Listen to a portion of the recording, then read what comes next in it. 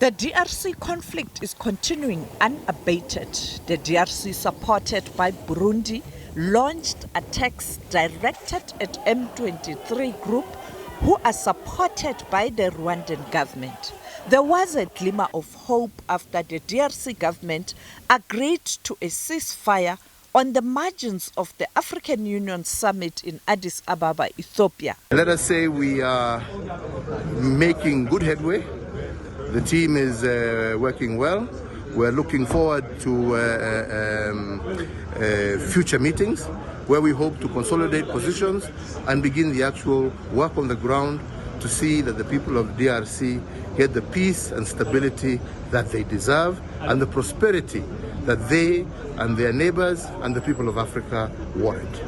The interim chair of SADC, who is expected to take over the chairmanship of the organization this year, President Cyril Ramaphosa, has called for peace, a call echoed by the UN chief.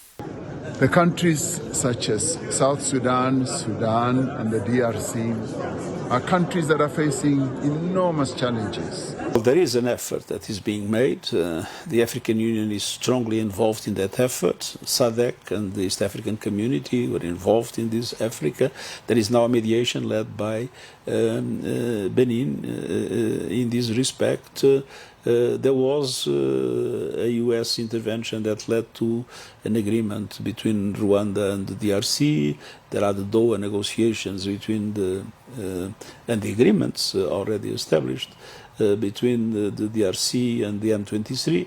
But the truth is that the parties that seem to sign agreements in a relatively easy way are maintaining a very belligerent attitude on the ground, and this is totally unacceptable. I mean, we must create the conditions for these agreements that are being established to be implemented, to have a real ceasefire, and that real ceasefire to allow for a political solution that will allow to respect the integrity of the territorial integrity of the DRC, the unity of the DRC, but at the same time that addresses old problems, old root causes of this conflict that need to be effectively addressed and solved. Meanwhile, South Africa announced the withdrawal of troops that were deployed in the DRC as part of the UN peacekeepers.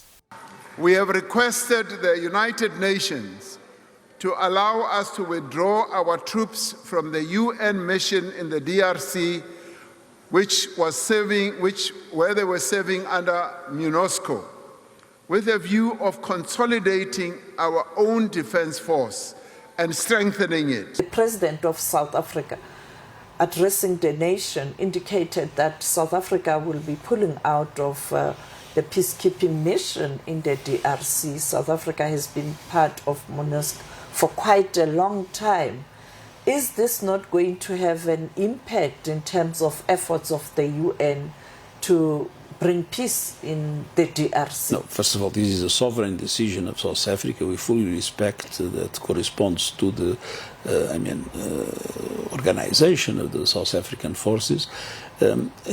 It comes in a moment in which we are unfortunately forced to reduce MONUSCO because we only had half of the US contribution to peacekeeping, and because of that we had to make a drastic reduction of about 25% of our troops all over the world in all peacekeeping missions and also in MONUSCO.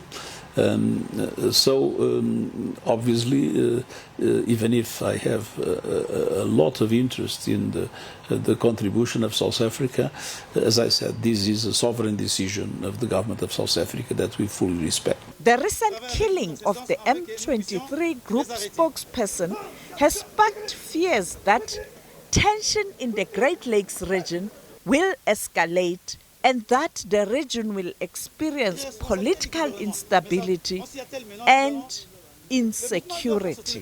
Sophie Mkwena, SABC News.